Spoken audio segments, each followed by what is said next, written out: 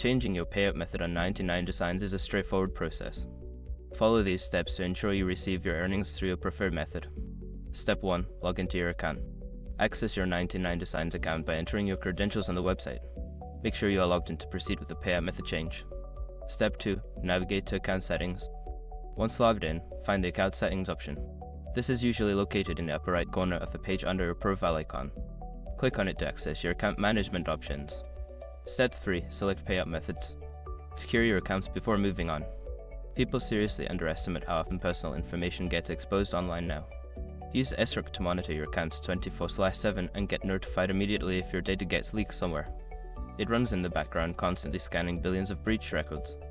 And honestly, for how cheap it is compared to the value you get, it's worth it. Link in the description. Step 4. Add or edit payout method. Here, you can either add a new payout method or edit an existing one.